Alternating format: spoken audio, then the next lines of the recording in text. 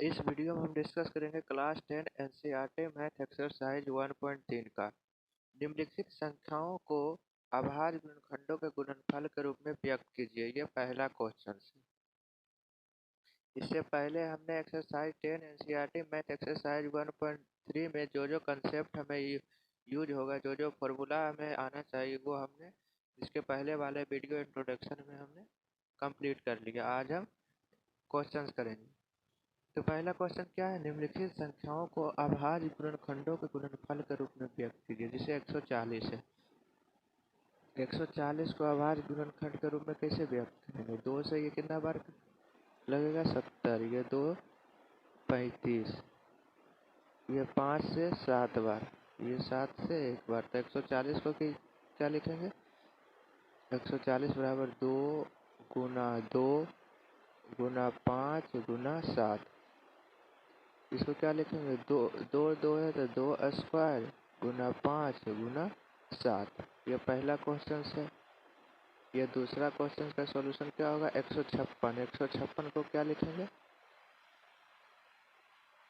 2 से 2 7 14, 2 8 16, फिर 2 से 2 3 6, 2 9 18, फिर 3 से 13, यह 13 से एक बार में जाएगा। तो 156 को क्या लिखेंगे? 2 गुना 2 गुना 3 गुना 13। तो 156 बराबर 2 का स्क्वायर गुना 3 गुना 13। यही हम लोग गुणनखंड के अभाज्य गुणनखंड, मतलब दो, देखो 2 3 13 ये सब अभाज्य संख्या है ना, तो अभाज्य गुणनखंड के गुणनफल के रूप में व्यक्त कर दिए। अब तीसरा नंबर क्वेश्चन है 38 25। ये किससे कटेगा? ये तो 2 से कटेगा नहीं, क्योंकि ये सम संख्या नहीं है। यदि इसका इकाई अंक 5 की जगह यदि 2 4 6 8 वैसी संख्या रहता है जो 2 से विभाजित होता है, तो यह 2 से कट जाता है। यहाँ तो 5 है, तो इसका मतलब जिस संख्या के अंत में 5 है वो 5 से विभाजित होता है। लेकिन एक बार इसके अंकों का योग देखते हैं। 8 2 10 5 15 3 18। इसके अंकों का योग 18 है। 18 3 से कट रहा है, यानी जिस संख्या के अंकों का योग 3 से विभाजित होता है, वह संख्या भी 3 से विभाजित होगा। तो 3 से कितना बार में कैंसिल होगा? 3 एक 3, 3 दूनी 6, 2 2, 3 7 21, 3 5 15। फिर जोड़ते हैं 7 2 9 1 10 5 15। 15 3 से कट रहा है, तो यह संख्या भी 3 से कटेगी। 3 चौक 12, 3 दूनी 6, 3 5 15, 5 4 9 2 11। अब ये 11 3 से कटने कैंसिल नहीं हो रहा, तो इसलिए तीन ये 425 भी 3 से विभाजित नहीं होगा। तो जिस संख्या के अंत में 5 है वह संख्या 5 से विभाजित होता है। 5 8 40, 2 5 5 5 25, 5 से 17। 17 तो अभाज्य संख्या, तो अभाज्य संख्या तो हम लोग जानते हैं, एक और अपने आप से क्या कैंसिल होता है। तो 3825 को क्या लिखेंगे? 3825 को लिखेंगे 3 गुने 3 गुने 5 गुना 5 गुना 17। इसका मतलब 3 का स्क्वायर गुना 5 का स्क्वायर गुना 17। अब चौथा नंबर क्वेश्चन क्या है? 5 0 0 5। इस संख्या के अंत में 5 है, तो ये संख्या दो से कटेगी नहीं। यदि 2 से कटती तो 2 4 6 8 या 0 रहता, तो ये संख्या 2 से कटती। 5 5 10, तो इस संख्या के अंकों का योग 10 है। 10 जो 3 से कैंसिल नहीं हो रहा है, तो इसलिए ये संख्या 3 से विभाजित नहीं होगा। तो इस संख्या के अंत में 5 है, तो एक ही अभाज्य संख्या बचा जो 5 से विभाजित होगा। 5 0 0 1। ये 2 से भी नहीं कटेगी। 1 1 2, ये 3 से भी नहीं कटेगी, ये 5 से भी नहीं कटेगी। 7 से ट्राई करते हैं। 7 1 7, 3 0, 7 से 28, 2 1 7 या 21। ये 4 1 5 3 8, ये 7 2, ये 7 से 2 से भी नहीं कट रही है, 3 से भी नहीं। जब 2 से नहीं कट रही तो 4 से भी नहीं कटेगी, 5 से भी नहीं कट रही, 7 से भी नहीं। तो एक 11 बार में करके ना, अभाज्य संख्या 11 से देखते हैं। 11 1 11, 11 13 33, 13 1। 5005 को क्या लिखेंगे? 5 गुने 7 गुना 11 गुना 13। अब अगला क्वेश्चन 3429 है। 7429। 5वां नंबर क्वेश्चन क्या है? 7429। 5वां नंबर क्वेश्चन क्या? 7429 को ये तो 2 से नहीं कटेगा क्योंकि अंत में दो वैसी संख्या नहीं है जो 2 से विभाजित होती है। 3 से देखते हैं। 7 4 11 12 13 13 9 13 7 20 2 22। 22 3 से नहीं विभाजित होता तो यह संख्या विभाजित 3 से नहीं होगा। अगला आभाज्य संख्या क्या होता है? 5। ये 5 से भी नहीं विभाजित होगा क्योंकि अंत में 5 या 0 नहीं है। ये 7 7 एकम 7 7 से 11, ये 7 से भी नहीं कट रहा है, ये 11 से भी नहीं कट रहा है।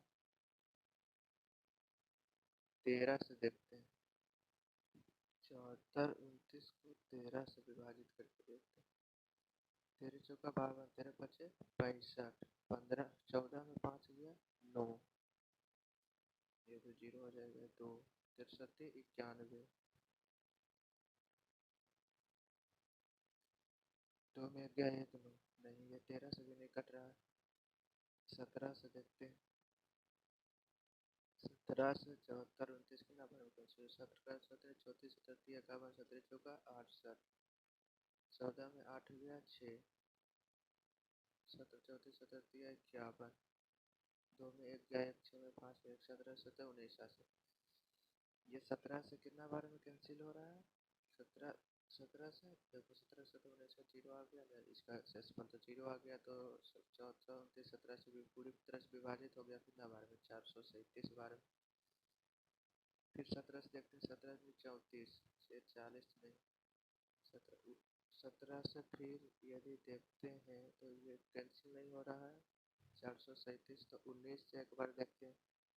19 दूनी 38 तो 40 थी, 40 19 दिया 57। ये 19 से 23 बार में कैंसिल हो रहा है। ये 23 से एक बार में। हम लोग आभाज्य संख्या लेते हैं। जैसे 17 से कटा तो 17 के बाद आभाज्य संख्या क्या? 19 19 के बाद आभाज्य संख्या क्या है? 23। तो 7429 बराबर क्या हो गया? 17 गुना 19 गुना 23। ये क्वेश्चन नंबर 1 कंप्लीट हो गया। अब हम लोग क्वेश्चन नंबर 2 देखते हैं। क्वेश्चन नंबर 2 है कि पूर्णांकों के युग्मों को एचसीएफ और एलसीएम ज्ञात कीजिए तथा इसकी जांच कीजिए कि दो संख्याओं का गुणनफल बराबर एचसीएफ गुना एलसीएम है। देखो 26, पहला क्वेश्चन क्या है? 26 और 51 का एलसीएम और एचसीएफ हमें ज्ञात करना है। तो 26 का अभाज्य गुणनखंड क्या होगा? ये जो अभाज्य गुणनखंड है ना, आपको रफ कॉपी में करना होगा। 26 को इस क्वेश्चन के सामने नहीं करेंगे। यदि इच्छा हो तो कर सकते हो, लेकिन हमें नहीं लगता कि इसे करना चाहिए। 2 से 13 बार में 2 गुना 13। 91 को क्या कैसे करेंगे? 91 को 7 से 13, 7 से 13 बार में। इस संख्या का एचसीएफ क्या होता है? एचसीएफ 26 91 का एचसीएफ क्या होगा? इस दोनों संख्या में जो संख्या कॉमन है उसका सबसे छोटा घात। ये दोनों संख्या में कॉमन क्या है? 13। 13 का सबसे छोटा घात क्या है? 1। तो यह इसका एचसीएफ 13 हो गया। एलसीएम क्या होगा 26 91 का? जितनी भी अभाज्य संख्या है उसका सबसे बड़ा घात 2 है, तो 2 का सबसे बड़ा घात 1 है, तो 2 ही हो जाएगा। 7 का सबसे बड़ा घात 1 ही है, तो 7 हो जाएगा। 13 का सबसे बड़ा घात 13 है, तो ये 13 ही होगा। अब आगे कह रहा है इसका एचसीएफ इसका एलसीएम तो निकल गया। इसको क्या लिखे? 7 दूनी 14 गुना 13 क्या होगा? 140 और 42 182। गुना तो करना जानते होगे। अब इसको अगला क्वेश्चन है कि दो संख्याओं का गुणनफल बराबर एचसीएफ गुना एलसीएम है। ये जो 26 गुना 91 जो है, 26 गुना 91 बराबर इसका एचसीएफ इसका देखो, एचसीएफ 26 91 गुना एलसीएम 26 91 के बराबर है। आपको गुना करना 26 गुना 91, दो संख्या बराबर दो संख्या 13 गुना 182। आप इस दोनों को गुना करके देख लीजिएगा। यदि जो गुना करके आएगा यहाँ लिखिएगा, बराबर में जो गुना करके आएगा यहाँ लिखिएगा। यदि बराबर आ गया तो हम लोग जो किए वो सही है। थोड़ा बहुत कम तो आप लोग भी कर सकते हो ना। दूसरा क्वेश्चन क्या है, 510 और 92। 510 का अभाज्य गुणनखंड निकालते हैं। 510 का अभाज्य गुणनखंड क्या होगा, 2 से 2 दूनी 4, 2 पचे 10, 2 पचे 10, 3 से 3 अठी 24, 3 पचे 15, फिर 5 से 17 बार। इसका अभाज्य गुणनखंड 2 गुना 3 गुना 5 गुना 17। और 92 का अभाज्य गुणनखंड 2 से 2 चौके 8, 2 छीक 12, 2 से 23, 2 का स्क्वायर गुना 23 हो गया। इसका एचसीएफ 510 और 92 का क्या होगा। एचसीएफ क्या होता है, जो दोनों कॉमन है। दोनों में क्या कॉमन है, 2 कॉमन है। जो संख्या कॉमन है उसका सबसे छोटा घात, 2 का स्क्वायर, इसका 2 घात है, इसका 1 घात है, तो 2 का 1 घात वाला सबसे छोटा घात वाला इसका एचसीएफ होगा। अब एलसीएम देखते हैं। एलसीएम 510 और 92 का क्या होगा। सबसे बड़ा जो सबसे बड़ा जितनी भी आभाज्य संख्या है उसका सबसे बड़ा घात 2 है। 2 का सबसे बड़ा घात 2 है। 3 भी है तो 3 का सबसे बड़ा घात 3 है। 5 का सबसे बड़ा घात 5 है। 17 का सबसे बड़ा घात 17 है। 23 का सबसे बड़ा घात 23 है। इसका अब इसका गुना कैसे कर सकते हैं, 2 दूनी 4, 4 पचे 20, 20 तिया 60, 60 गुना 17 गुना 23, 17 छेका 2 तल से यानी 102 गुना 23। अब 110 और 20 गुना 23 करेंगे, कैसे करेंगे, 0 2 तिया 6, 0 से 0, 3 एकम 3, 0 2 2 2 4, 0 से 0, 2 एकम 2, 0 6 4 3, 2 3 4 6 0। अब हमें क्या लिखना है, इस दोनों संख्या का गुणनफल गुना करना है। उसके बाद एचसीएफ ऑफ 510 92 करना है और गुना एलसीएम ऑफ 510 92 करना है, यही जांच करना है। तो 510 गुना 92 बराबर एचसीएफ कितना है, 2 गुना 10 4 6 0। अब इन दोनों संख्या को आपको गुना करना है। इन दोनों संख्या को गुना करके देखना है क्या दोनों संख्या बराबर आता है।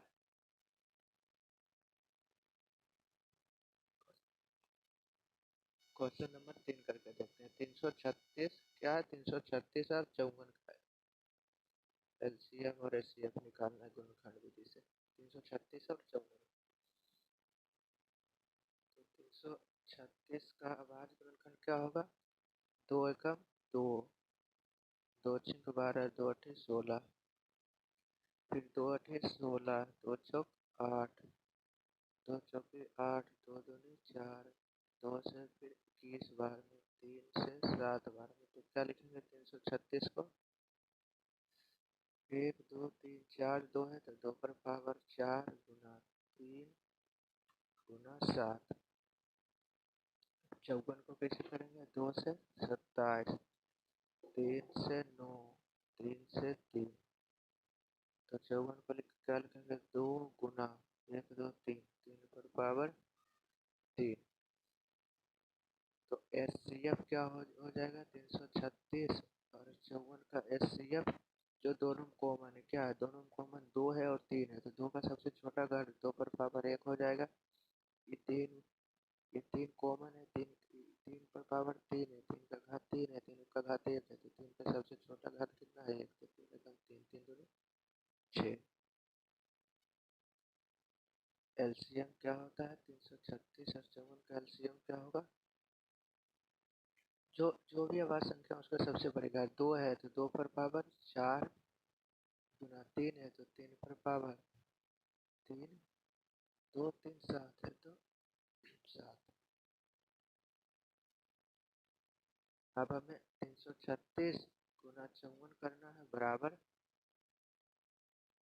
एचसीएफ 336 54 का गुना एलसीएम 336 और 54 का। 336 गुना 54 बराबर क्या हो जाएगा 6 गुना 2 पर पावर 4। देखो 6 गुना 2 पर पावर 4 को 16, 3 पर पावर 3 को 27, 3 3 और ये 27 गुना 7। अब ये दोनों गुना करके लिख देना, यदि बराबर आ रहा है तो ये एलसीएम और एचसीएफ सही है। अब हम लोग क्वेश्चन नंबर 3 करते हैं। क्वेश्चन नंबर 3 क्या है, अभाज्य गुणनखंड विधि द्वारा निम्नलिखित पूर्णांकों को एचसीएफ और एलसीएम ज्ञात कीजिए। यदि जब हम 12 का अभाज्य गुणनखंड करेंगे तो क्या होगा, 2 2 4 या 12 2 का स्क्वायर गुना 3 हो जाएगा। 15 का अभाज्य गुणनखंड करेंगे तो 3 गुना 5 और 21 का अभाज्य गुणनखंड करेंगे तो 3 गुना 7। तो एचसीएफ 12 15 और 21 का क्या हो जाएगा, तीनों में कॉमन क्या है, 12 15 21 का गुणनखंड में कॉमन क्या है, सिर्फ 3 है तो इसका एचसीएफ 3 हो जाएगा। एलसीएम 12 15 और 21 का क्या हो जाएगा, जो भी अभाज्य गुणनखंड है उसका सबसे बड़ा घात 2 है तो 2 का सबसे बड़ा घात 2 पर पावर 2, 3 है तो 3 का सबसे बड़ा घात 3, 1 है 5 है गुना 7, यही इसका एलसीएम हो गया।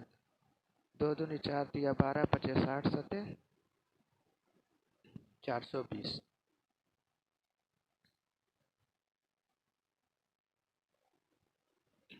अब 17 23 और 29 का एचसीएफ और एलसीएम निकालते। 17 क्या है, एक अभाज्य गुणनखंड, एक अभाज्य संख्या तो इसका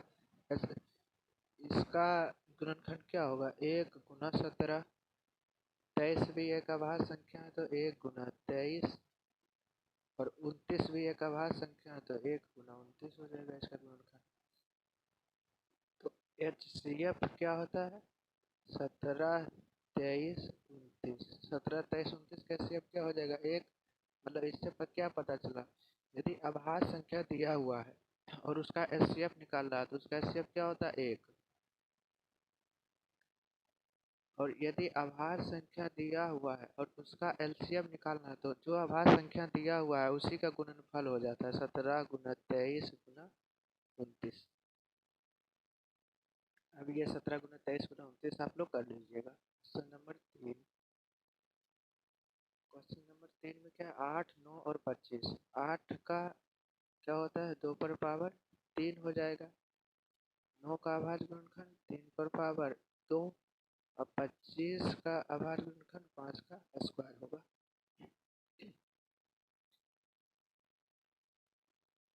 तो एचसीएफ 8 9 25 का क्या हो जाएगा, इसको 1 लिख सकते हैं।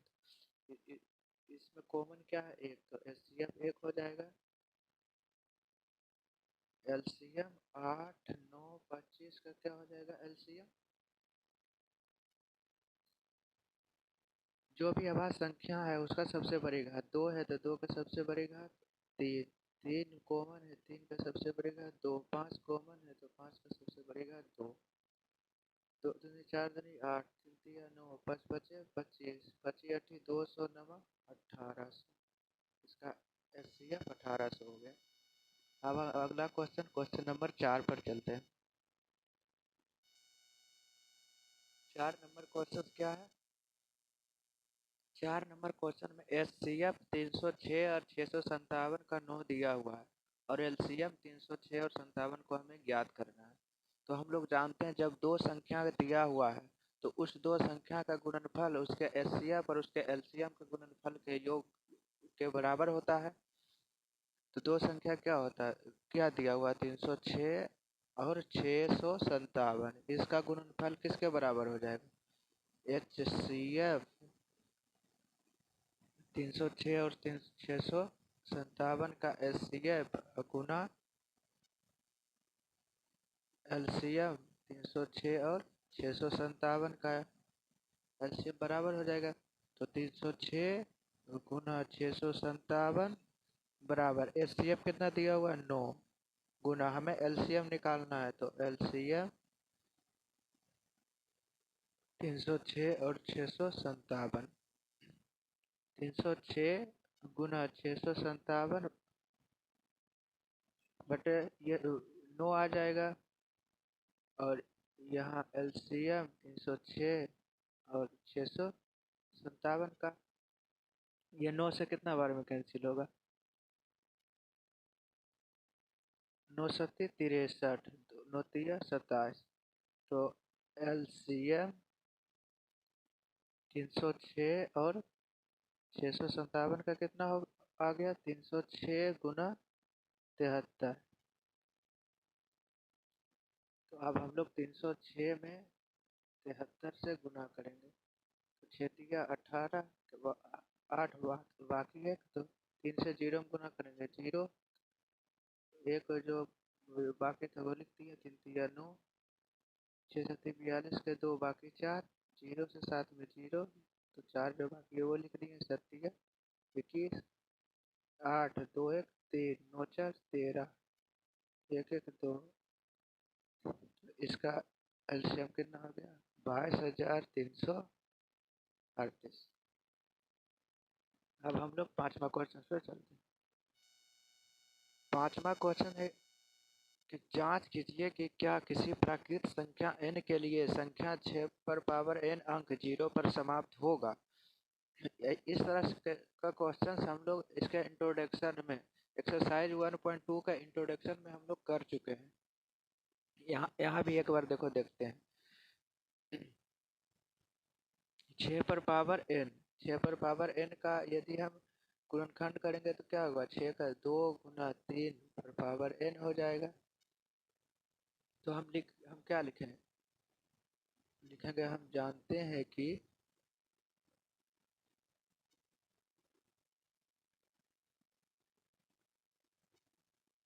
किसी संख्या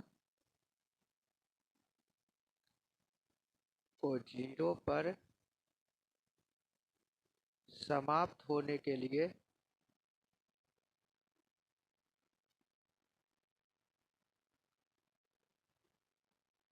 उस संख्या के गुणनखंड में 2 और 5 का एक जोड़ा होना आवश्यक है।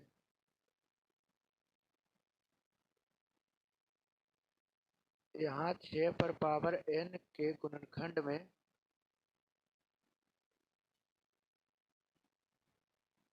2 और 3 है, 5 नहीं है।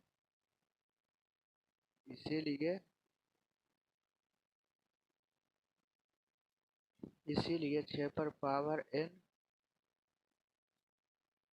अंक संख्या 6 पर पावर n अंक 0 पर समाप्त नहीं होगा।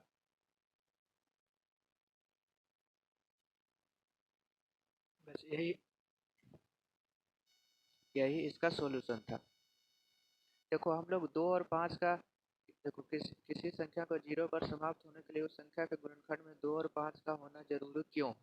देखो 10 है, 10 का गुणनखंड करोगे तो 2 गुना 5 होगा, कम से कम एक पेयर 2 और 5 का रहेगा, तो एक 0, 2 पेयर रहेगा, 2 दूनी 4, 5 5 25, मतलब 2 पेयर रहेगा तो 2 0 अंत में होगा, 3 पेयर रहेगा तो 3 0 अंत में रहेगा। इसलिए हम लोग ने देखा कि हम लोग लिखे क्या कि किसी संख्या के 0 पर समाप्त होने के लिए उस संख्या के गुणनखंड में 2 और 5 का एक जोड़ा होना आवश्यक है। जोड़ा या एक युग्म होना आवश्यक है।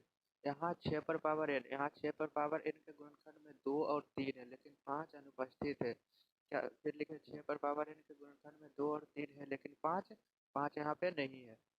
इसीलिए संख्या 6 पर पावर n अंक 0 पर समाप्त नहीं होगा।